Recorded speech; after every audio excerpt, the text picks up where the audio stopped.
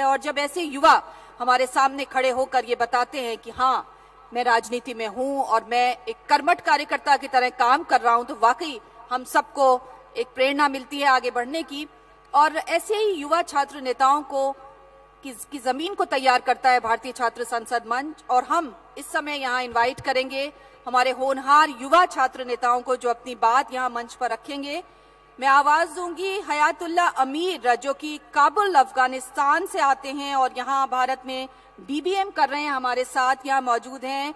हयातुल्लाह अमीर अपनी बात रखेंगे। तालियों की गड़गड़ाहट के साथ इन युवा छात्र नेता का यहाँ स्वागत, अभिनंदन कीजिए। Hayatullah Amiree. Thank you very much. Respected speakers, distinguished guests, and my dear student leaders, a very good evening. I, Hayat Amiree, all the way from Afghanistan, am honored to stand confident and tall to share my views on how can we contribute towards what we desire for a peaceful tomorrow. Uniting the youth and instilling a sense of responsibility. I think that's what Bharatiya Chhatra Sansad keeps it closest to the objective. And I'm proud to share or exchange word of wisdom to such a dynamic crowd right in front of me. If we go through the fundamentals of all the religion and ideologies that exist in this world, we will surely find one thing common, and that is the promotion of peace. And while keeping in mind the universal idea that we strongly believe in, Vasudhaiva Kutumbakam, which means the world is a family, I think there is a great amount of possibility for us to achieve our goals on national integration through culture and constitution. Stronger state for a stronger India, spiritualization of politics, and many more. National integration advocates the true meaning of unity in diversity. It sees the unity of people towards their country, irrespective of individual differences such as color, caste, and creed. From Kashmir to Kanyakumari, on every 20 kilometers we see differences in dialects.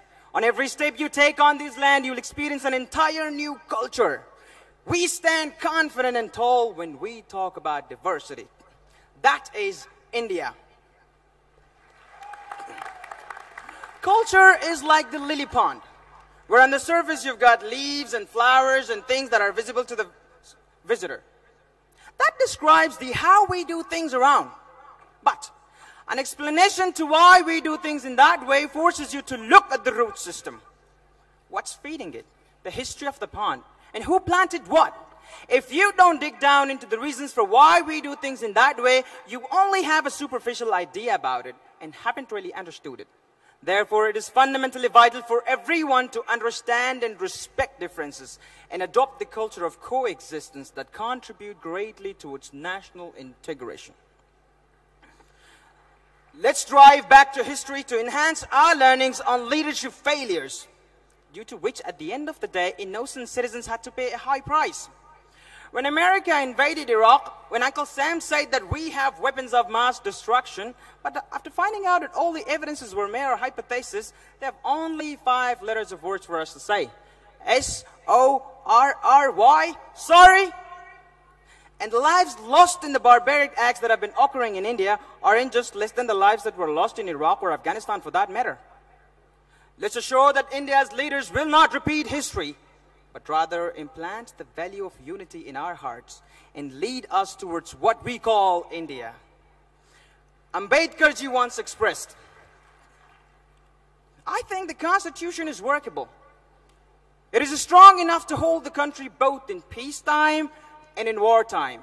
Indeed, if I may say so, if things go wrong under the new Constitution, the reason will not be that we had a bad Constitution. What we will have to say is that man was vile. Now the question remains to us, are we going to blame the Constitution or accept the fact that we have been completely ignorant and say no to vested interest of politicians?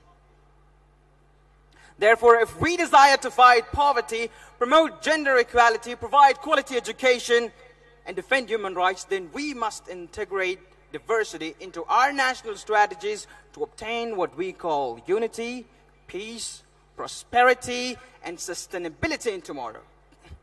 And ladies and gentlemen, if we can live up to all these promises, then there is a good news. India is safe in tomorrow. Thank you. Thank you very much Hayatullah अमीर। And इस मंच पर हम स्वागत अभिनंदन करेंगे इस युवा का जो कि काबुल अफगानिस्तान से आते हैं, राहुल कराड़ जी, इनका अभिनंदन करेंगे आपकी तालियों के साथ। इस होनहार युवा छात्र नेता का अभिनंदन। यही वो आवाजें हैं जो कि दुनिया में सुनी जाएंगी और जिस पर दुनिया चलेगी। बहुत बहुत स्वागत। और अब हम आमंत्रित करेंगे